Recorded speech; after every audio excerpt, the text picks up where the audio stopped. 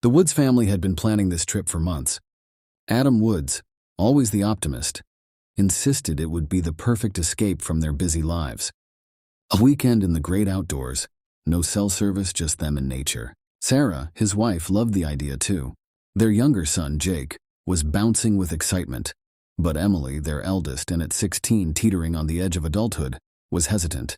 "I don't think this is a good idea," Emily said softly as she leaned against the door of the SUV. Her voice barely reached above the noise of Jake's chatter and the rustling of supplies being packed. "It'll be fun," Adam said cheerfully, throwing a bag into the trunk.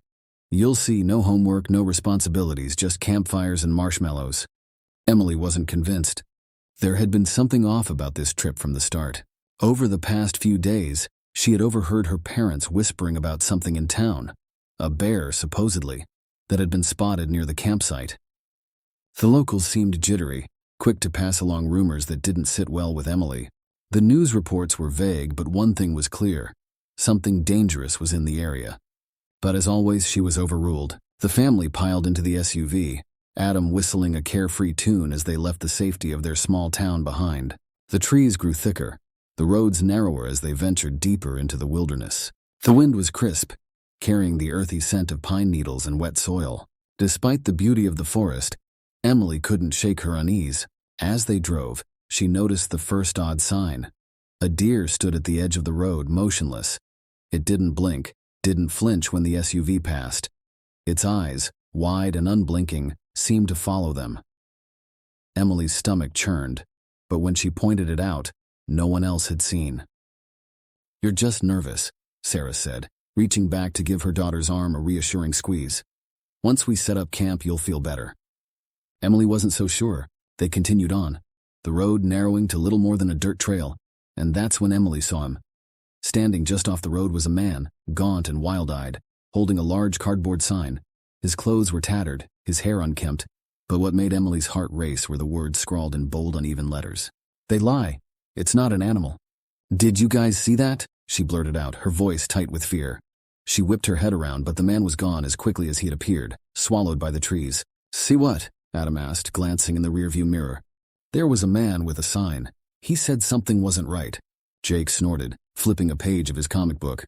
"Probably some crazy hiker. Don't worry about it, sis." Sarah gave her a sympathetic look, but there was concern hidden behind her eyes. "We're safe, Emily. Don't let your imagination get the best of you." But it wasn't her imagination. She knew something was wrong. The air felt thick, oppressive.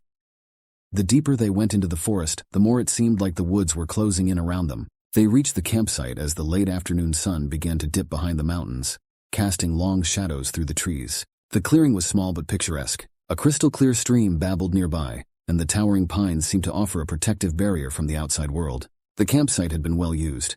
Fire pits and picnic tables dotted the area, but for some reason it felt abandoned. No other campers were around, even though it was supposed to be a popular spot. The family quickly settled in, pitching tents and setting up for the evening. Adam was in his element, cracking jokes as he built a fire, while Jake ran around collecting sticks for roasting marshmallows. But Emily couldn't relax. Every gust of wind sounded like whispers. Every rustle in the trees felt like a warning. She kept glancing at the tree line, where shadows seemed to shift unnaturally. As dusk fell, they gathered around the campfire. The warm glow of the flames did little to ease Emily's anxiety. Her parents laughed and told stories, but she barely heard them. Her focus was on the forest, on the way the darkness seemed thicker than it should be, how the light from the fire struggled to reach beyond the first few trees. Then it happened again, a sound faint but unmistakable, like a branch snapping under the weight of something heavy. Emily sat up, her heart racing. She looked toward the trees, her breath hitching in her throat. "Probably just an animal," Adam said, though his smile faltered for the briefest of moments. "Yeah," Jake added.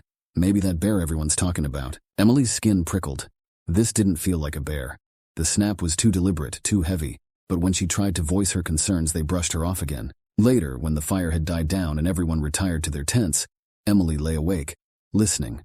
The forest had grown eerily silent, as if the woods themselves were holding their breath. She could hear her family's quiet snores, but beyond that, there was nothing. No wind, no rustling of leaves, just an oppressive, heavy silence. Then, just as she began to drift off, she heard it.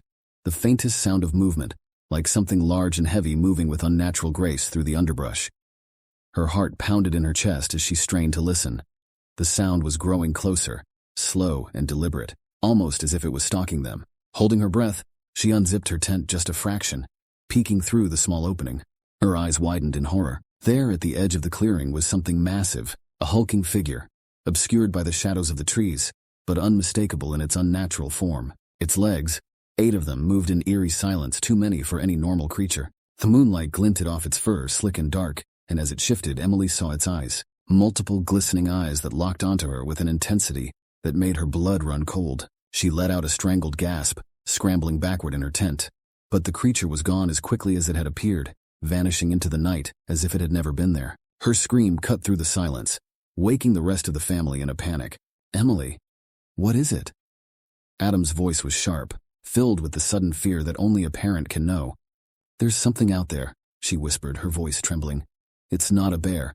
Adam grabbed the flashlight, scanning the woods. The beam of light cut through the darkness, but there was nothing.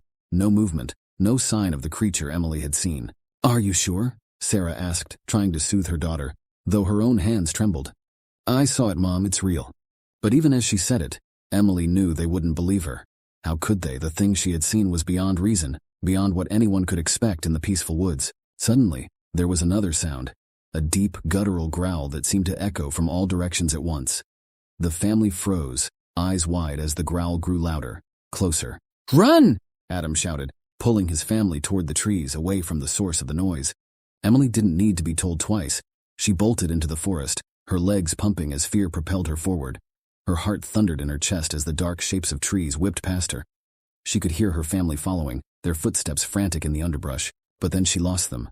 The woods closed in around her, disorienting and vast, and the growl was closer now, so close that she could feel the vibrations in the ground beneath her feet. And then she saw it, fully.